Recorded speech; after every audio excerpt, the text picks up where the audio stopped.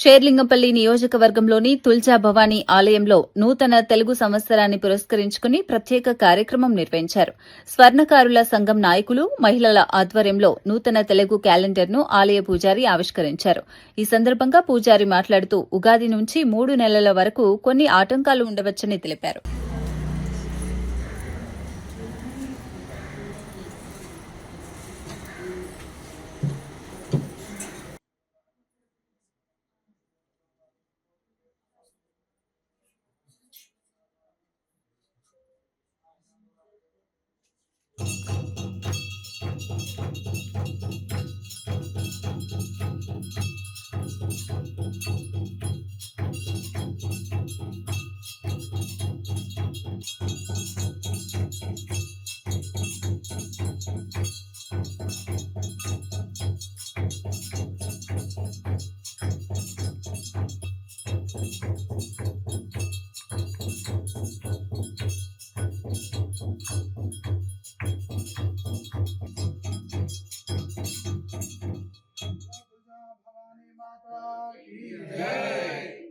जय बोलो तुलजा भवानी माता की जय बोलो तुलजा भवानी माता की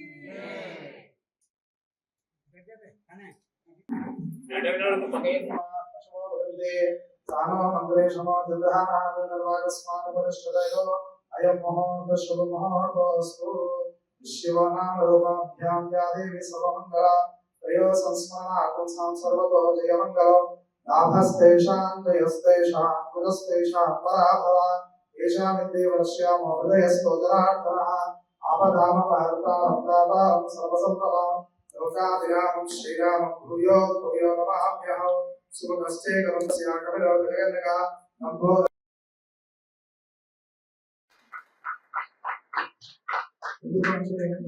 మొదటి సంవత్సరము క్యాలెండర్ చేస్తున్నానని చెప్పేసి చదవడం ఏంటంటే ప్రారంభం చేయడానికి చాలా బాగుంటుంది.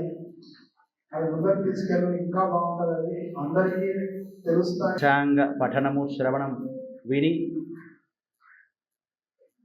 అంటే ఈ కాలానికి అనుకూలంగా ఉండేందుకు గాను మన ప్రణీత్ శర్మ గారు మనందరి గురించి పంచాంగంలో ఉండేదే క్యాలెండర్లో ఉంటే బాగుంటుంది అనే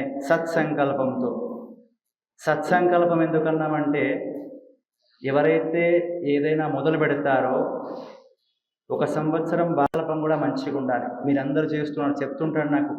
ప్రతి పౌర్ణిమకు, ప్రతి మంగళవారం, శుక్రవారం ఇక్కడ లలితా పారాయణం చేసుకొని మహిళ ఉండకూడదు.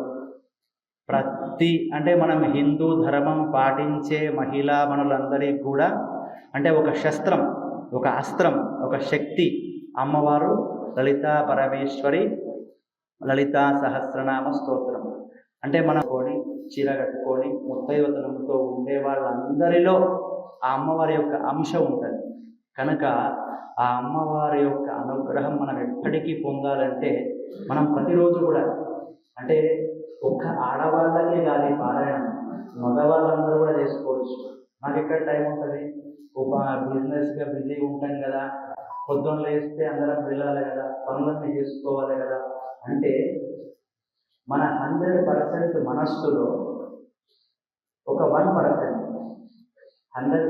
మనస్సులో 99% బిజినెస్కు, మిగతా వాటికి అన్నిటికీ వదిలిపెట్టిన ఒక్క 1% శ్రీమాత్రే నమః అనేది ఎప్పటికీ మన మనసులో తిరుగుతూ ఉండాలి. అది ఒకసారి మీరు అలవాటు చేసుకొని చూడండి. అందరూ ఇక్కడ ఉన్న వాళ్ళందరూ శ్రీమాత్రే నమః అనేది మన మనస్సులో అంటే మనకు ఒక రోజు అలవాటు చేసుకుంటాం, వేరే మాట్లాడుతూ ఉంటాం. మళ్ళీ ఒక్కసారి మనకు గ్యాప్ వచ్చినప్పుడు ఫోన్ చూసే టైం చూడండి, వద్దంటలేదు. ఫోన్ చూసినా ఏది చేసినా కూడా ఒక 1% శ్రీమాత్రే నమః అనేది మన లోపల తిరుగుతూ ఉండాలి.